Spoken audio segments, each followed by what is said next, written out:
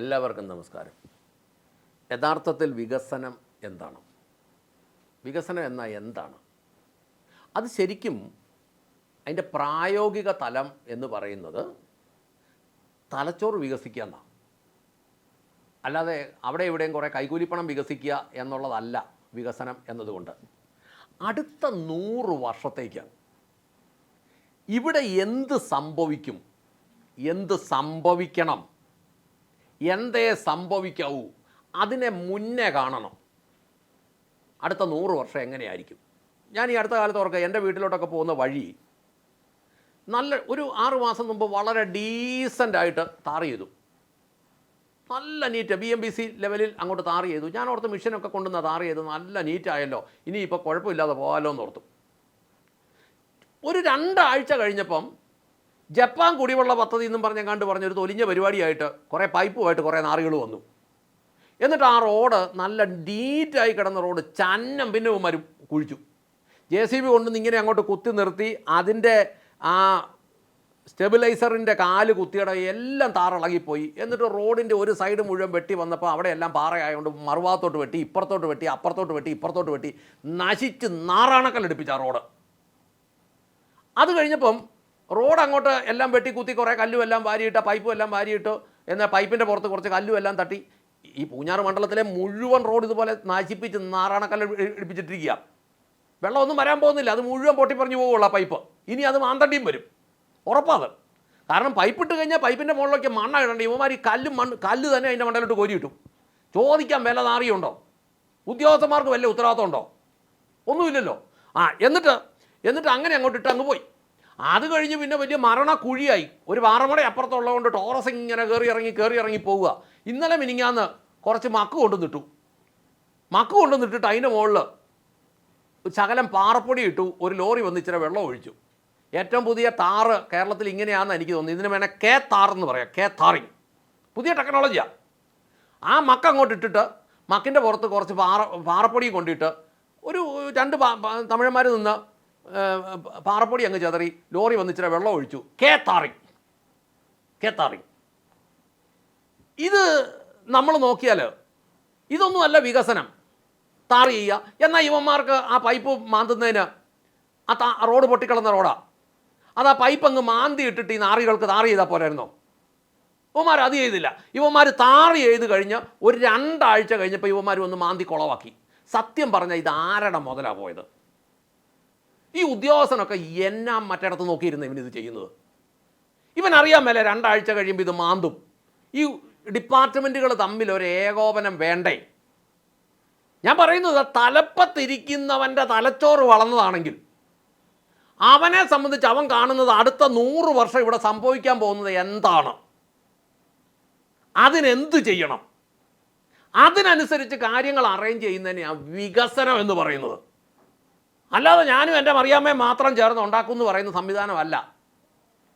ഇതിപ്പോൾ റോഡ് വെട്ടുമ്പോൾ നിങ്ങൾ നോക്കിയോ, ഈ ഇടുക്കി ജില്ലയിലൊക്കെയുള്ള പല റോഡുകളും പോകുന്നതിൻ്റെ കാരണം കൂടുതൽ മണ്ണുപണിയുള്ള സ്ഥലം എവിടെ, കൂടുതൽ കല്ല് പൊട്ടിക്കാൻ പറ്റുന്ന സ്ഥലം എവിടെ? കല്ല് പൊട്ടിക്കാൻ 100 m³ പൊട്ടിക്കാൻ പറഞ്ഞാൽ 1000 m³ പൊട്ടിക്കും. കൃത്യം തെളിവുണ്ട്. കാരണം കുട്ടിക്കാനത്തുനിന്ന് കട്ടപ്പനയ്ക്ക് പോകുന്ന റോഡിൽ ആവശ്യത്തിൽ കൂടുതൽ പൊട്ടിച്ചെന്നും പറഞ്ഞ് കോടികൾ പിഴയിട്ടെന്നാണ് ഒരു സംഭവം കേൾക്കുന്നത്. ചുമ്മാ അങ്ങ് പൊട്ടിച്ചു. സർക്കാരിൻ്റെ കല്ലല്ലേ, സൗകര്യം പോലെ പൊട്ടിച്ച ആരാ ചോദിക്കാനുള്ളത്? ഉദ്യോഗസ്ഥന്മാർക്ക് വല്ല വിഷയമുണ്ടോ? ഗവൺമെൻറ്റിന് വല്ല വിഷയമുണ്ടോ? ഇത് കണ്ടോണ്ടാണ് ഈ പദ്ധതി കൊണ്ടിരുന്നത്. ഇതല്ല വികസനം. അപ്പോൾ ഇങ്ങനെ ചെയ്യുമ്പം സർക്കാരിന് വേറൊരു പ്രത്യേകതയുണ്ട്. മണ്ണെടുത്തോണ്ട് പോകുന്നതിന് ഒരു റേറ്റ്, ഹിറ്റാച്ചി വെച്ച് ടോറസെ കയറ്റി കൊണ്ടുപോകുന്നതിന് ഒരു റേറ്റ്, അതുകൊണ്ട് ഫില്ല് ചെയ്യുന്നതിന് ഒരു റേറ്റ്, കല്ല് പൊട്ടിക്കുന്നതിന് ഒരു റേറ്റ്, പിന്നെ ആ കല്ല് അവിടുന്ന് മാറ്റുന്നതിന് ഒരു റേറ്റ്, ആ കല്ല് കൊണ്ട് കെട്ടുന്നതിന് ഒരു റേറ്റ്. കെട്ടുമ്പം അടിയിൽ ഒരു ശകലം മണ്ണത്തിൽ കെട്ടി മുകളിലൊരു ശകലം മണ്ണവും കാണിച്ച് വലിയ തുകയ്ക്ക് എഴുതി ഒപ്പിക്കുന്നതിന് വേറൊരു റേറ്റ്. ശുദ്ധ തട്ടിപ്പെന്ന് പറഞ്ഞാൽ താഴെ തൊട്ട് മണ്ട വരെ തട്ടിപ്പ്. എങ്ങനെ പൈസ ഉണ്ടാക്കാമെന്നുള്ളതാണ്. 1000 കോടിക്ക് ടെൻഡർ ചെയ്താൽ പിന്നീട് ഇത് 3000 കോടി 4000 കോടി ആയാൽ മനുഷ്യനൊന്നും അറിയല. ഒരു റോഡിൽ പോലും കൃത്യമായ ഒരു രേഖയില്ല. ഇത്ര കോടി മുടക്കി, ഇത്ര ടെൻഡർ ചെയ്തു, ഇന്നയാളായിരുന്നു കോൺട്രാക്ടർ, തുടക്കം മുതൽ ഇന്നിടം വരെ ഇന്ന എക്സിക്യൂട്ടീവ് എഞ്ചിനീയറാണ് ഇത് നോക്കിയത്, ഇന്ന ഓവർസീറും AE ആണ് ഇത് പണിയെടുത്തത്. അവന്മാരുടെ നമ്പരും ഒക്കെ അവിടെ കൃത്യം എഴുതി വെക്കണം. സർക്കാർ ഉദ്യോഗസ്ഥന്മാരല്ലേ, പൊതുജനത്തിൻ്റെ കാവൽക്കാരല്ലേ.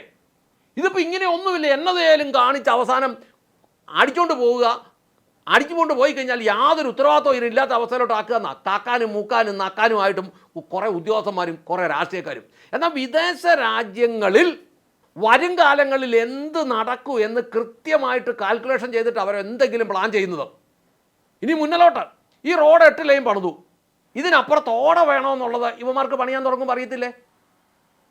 ഇപ്പോൾ അങ്ങോട്ട് നോക്കിക്കേ, ആ മൂവാറ്റുപുഴയിൽ നിന്ന് കോലഞ്ചേരി വഴി പോകുന്ന റോഡ്, അതിൻ്റെ സൈഡിൽ കൂടെ ഇപ്പം വലിയ ഡീപ്പ് എക്സ്കവേറ്റിംഗ് എന്ന് എഴുതി വെച്ചിട്ട് ഭയങ്കരൻ ഓട ഉണ്ടാക്കുക. ഇതാദ്യം അറിയത്തില്ലായിരുന്നു ഓട ഉണ്ടാവണമെന്നുള്ളത്.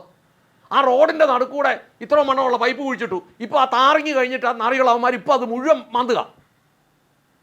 ഇത് ഇവന്മാർക്ക് അറിയാൻ മേലായിട്ടാണോ? അപ്പം മുന്നോട്ട് കണ്ടിട്ട് ഈ അടിയിൽ കൂടെ കുഴിച്ചിട്ടുന്ന പൈപ്പ് എന്തെങ്കിലും ഒരു ആവശ്യം വന്നു കഴിഞ്ഞാൽ ഇത് മാന്തണ്ടി വരുമെന്ന് അറിയാൻ മേലെ. നാട്ടുകാരൻ്റെ യാത്രാ സ്വാതന്ത്ര്യം കൂടെ കഴിഞ്ഞിട്ടാണ് ഇത് മാന്തുന്നത്. അപ്പോൾ റോഡിന് വീതി എടുക്കുമ്പോൾ ഇതിനപ്പുറം ഓട വേണം, ഓടയ്ക്കപ്പുറത്ത് പൈപ്പ് പോകാനുള്ള സ്ഥലം വേണം, സംവിധാനം വേണമെന്നൊക്കെ ചിന്തിക്കാൻ ശേഷിയുള്ളവനെ സർക്കാർ സർവീസിലോട്ട് ഉദ്യോഗസ്ഥനായിട്ട് എടുക്കാവൂ.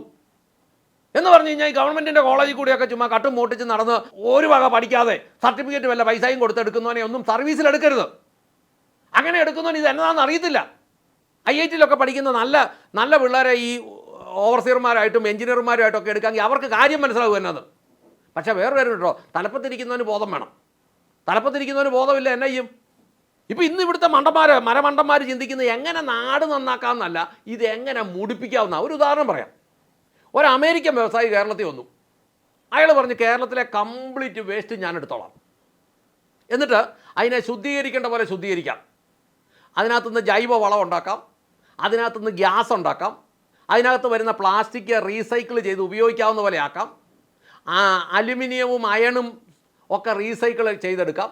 ഇങ്ങനെയുള്ള കാര്യങ്ങളൊക്കെ അയാൾ ഇങ്ങോട്ട് പറഞ്ഞുകൊണ്ട് വന്നപ്പോൾ ഇവിടുത്തെ പരനാറി രാഷ്ട്രീയക്കാർ പറഞ്ഞു, ഞങ്ങൾക്ക് എന്നാ കിട്ടുമെന്ന് ചോദിച്ചു. ഞങ്ങൾക്ക് എന്നാ കിട്ടുമെന്ന്, വേസ്റ്റിനകത്തുനിന്ന് ഞങ്ങൾക്ക് എന്നാ കിട്ടുമെന്ന്. ഇവനെയൊക്കെ തല്ലി ഓടിക്കണ്ട ഈ നാട്ടിൽ നിന്ന്. അയാൾ പറഞ്ഞു, നിങ്ങളൊന്നും തരണ്ട, അവരുടെ വണ്ടികൾ വിട്ട് കേരളത്തിലെ മുഴുവൻ സാധനം എടുത്ത് ജർമ്മൻ ടെക്നോളജി ഉപയോഗിച്ച് അത് ശുദ്ധീകരിച്ച് അത് ചെയ്യേണ്ട രീതിയിൽ വളമായിട്ട് മാറും, ജൈവവളമാകേണ്ടത് അങ്ങനെ മാറും, പ്ലാസ്റ്റിക് റീസൈക്കിൾ ചെയ്യും, അങ്ങനെ ബാക്കി കാര്യങ്ങളെല്ലാം ചെയ്ത് ഇതിന് ടൗണിൻ്റെ നടുക്ക് പോലും കൊണ്ടുവച്ചാൽ മണമൊന്നും ഉണ്ടാകാത്ത രീതി ചെയ്തോളാം എന്ന് പറഞ്ഞു. ഇവന്മാർ ഇവിടുത്തെ രാഷ്ട്രീയ പുന്നാര മക്കൾ ഇവന്മാർ ഇത് സമ്മതിക്കല. സത്യം പറഞ്ഞാൽ ഇവന്മാരെ ഇവിടെ വെച്ചോണ്ടിരിക്കാവോ? ഇവിടെ ഏതാണ്ട് 23,000-ഓളം ത്രിതല പഞ്ചായത്തിലെ മെമ്പർമാരും ഇവിടുത്തെ രാഷ്ട്രീയക്കാരും ഏതാണ്ട് ഒരു 10-50,000 എണ്ണത്തിനെ അടിച്ചു വിടുന്ന് ഓടിക്കാമെങ്കിൽ ഈ നാട് നന്നാവും. ഇവന്മാർ ആ വേസ്റ്റിന് പോയി കമ്മീഷൻ ചോദിച്ചെന്ന് പറയുമ്പോൾ എത്ര കോടി ഞങ്ങൾക്ക് തരുമെന്ന് ചോദിച്ചു. അയാളെ പണിക്ക് പോയി. അതുകൊണ്ട് എന്ത് വേണ്ടി ഇപ്പോൾ ആണ്ട കോരിക്കൊണ്ട് വന്ന് ആ ഒരുമാതിരിപ്പെട്ട ടൗണിൻ്റെ നടുക്കൂടെ എല്ലാം അവിടെ ഇവിടെ എല്ലാം കൊണ്ടിടും. മിക്കവാറും ഒക്കെ ഉള്ളത് മലയുള്ളതിൻ്റെ മണ്ടേ കൊണ്ടിടും. അടുത്ത മഴയ്ക്ക് അത് മുഴുവൻ ഒഴുകി നാട്ടുകാരുടെ വായിക്കത്ത് വരും. എന്താ ഇതിങ്ങനെ? ഇതിനൊരു മാറ്റം സമൂലമായി ഉണ്ടായേ പറ്റുള്ളൂ. റോഡുകൾ ചെയ്യുകയാണെങ്കിൽ 20 വർഷം വരെ വാറണ്ടിയിൽ BMBC ചെയ്യുന്ന കമ്പനികളുണ്ട്, അത് ചെയ്യിക്കാം. ഈ ഉദ്യോഗസ്ഥന്മാർ കൂടാതിരുന്നാൽ മതി. വർഷത്തിൽ ഒരു പ്രാവശ്യം റോഡ് ടാർ ചെയ്യേണ്ട കാര്യമില്ല. 20 വർഷത്തിലൊരിക്കൽ ചെയ്താൽ മതി. പറ്റിയല്ല ഇറങ്ങിപ്പോ. ചെയ്യുന്ന കമ്പനികൾ ഇവിടെ ഉണ്ട്, അവർ ചെയ്തോളും. അങ്ങനെ ഉദാഹരണത്തിൽ പല റോഡുകളും കേരളത്തിൽ നിൽപ്പുണ്ട്. അങ്ങനെ റോഡുകൾ ചെയ്യിക്കാം. അത്യാധുനിക മാലിന്യ സംസ്കരണ സംവിധാനം ഇവിടെ നടപ്പാക്കിയേ പറ്റുള്ളൂ. ഇത് ഇന്ത്യയിൽ ഏറ്റവും ആദ്യമേ നടപ്പാക്കേണ്ട സംസ്ഥാനം കേരളമാണ്. ഈ മാലിന്യം സംസ്കരിക്കുന്ന കൂട്ടത്തിൽ ഈ 50,000 രാഷ്ട്രീയക്കാർ ഈ കൊള്ളുകലാത്തവന്മാരെയും കൂടെ എടുത്ത് ദൂരെ ഇവിടുന്ന് കളയാമെങ്കിൽ ഇതിനെല്ലാം ഒരു തീരുമാനമുണ്ട്. ഇവന്മാരെല്ലാം കള്ളും പെണ്ണും വേണ്ടാത്ത പരിപാടിയായിട്ട് നടക്കുന്ന ഈ നാറികളെ ഇവന്മാരെ ഒഴിവാക്കിയാലേ നാട് നന്നാവുള്ളൂ. ഇവന്മാരെ ഇതിന് സമ്മതിക്കാത്തത്. ഓരോ പഞ്ചായത്തും നോക്കിയേ, എവിടെയായാലും കോരിക്കൊണ്ട വേസ്റ്റ് കൂടിയേക്കുന്ന ലോഡും പടി. ഈ പൗരന്മാരുടെ അടിസ്ഥാന ആവശ്യങ്ങളിലും സ്വാതന്ത്ര്യത്തിലും ഒന്നും ഗവൺമെൻറ് ഇടപെടരുത്. ഇടപെടാത്ത രീതി കാര്യങ്ങളുണ്ടാകണം. സുഗമമായ ജീവിത സ്വാതന്ത്ര്യം ഈ നാട്ടിലുണ്ടാകണം. ചുമ്മാ കൊല്ലാൻ കന്നുകാലിയെ പിടിച്ച് കെട്ടുന്നത് പോലെ മനുഷ്യനെ കുറ്റിയിലോട്ട് പിടിച്ച് കെട്ടിക്കഴിഞ്ഞാൽ മനുഷ്യനെ എങ്ങനെ എന്തെങ്കിലും ചെയ്യും? എന്തെങ്കിലും പ്രസ്ഥാനങ്ങളിൽ നിന്ന് കേൾക്കുന്നത് തന്നെ മനുഷ്യന് പേടിയാണ്. ഈ ഒടുക്കത്തെ നൂലാമാലകൾ, ഒത്തിരി വർഷം പഴക്കമുള്ള നിയമങ്ങൾ പ്രായോഗികമായിട്ട് പറ്റാത്തത്, അത് കാലത്തിനൊത്ത് പരിഷ്കരിക്കാൻ വേണ്ടിയാണ് നിയമസഭയുള്ളത്. സുപ്രീം കോടതി പറഞ്ഞു ജല്ലിക്കെട്ട് പറ്റുകയില്ല. തമിഴ്നാട് ഏകകണ്ഠമായിട്ട് അതിനെതിരെ നിയമം ഉണ്ടാക്കി അവരവിടെ തീരുമാനമാക്കി. അപ്പോൾ അങ്ങനെയാണെങ്കിൽ ചെയ്യാമല്ലോ കാര്യങ്ങൾ. മനസ്സുണ്ടെങ്കിൽ ചെയ്യാം. എല്ലാ ജാതി മതസ്ഥർക്കും ഒരുപോലെ ജീവിക്കാവുന്ന സൗകര്യ സാഹചര്യം ഉണ്ടാക്കുകയും അടുത്ത ഒരു 100 വർഷത്തേക്ക് ഇവിടെ എന്ത് നടക്കണം എന്ന് കാണാൻ ശേഷിയുള്ളവനെ മാത്രമേ ജനപ്രതിനിധിയായി തിരഞ്ഞെടുക്കാവൂ. അത് ഇനി വരുന്ന നിയമസഭാ തിരഞ്ഞെടുപ്പിൽ പ്രത്യേകം നോക്കണം. അല്ലാതെ പെണ്ണുകേസിനകത്തൊരു പ്രധാന കാര്യമല്ല. അങ്ങനെ പെണ്ണുകേസാണ് പ്രധാന കാര്യമെങ്കിൽ ഇത് പൊളിഞ്ഞ് ദരിദ്ര സംസ്ഥാനമായി ഇത് മാറും. ഇപ്പം തന്നെ അങ്ങേയറ്റം എത്തിയിട്ടുണ്ട്. ഈ സമയത്തെങ്കിലും ഉണർന്ന് പ്രവർത്തിച്ചില്ലെങ്കിൽ പിന്നെ രക്ഷപ്പെടുകയില്ല എന്ന് ഓർമ്മിപ്പിച്ചുകൊണ്ട് നിർത്തട്ടെ. നന്ദി, നമസ്കാരം.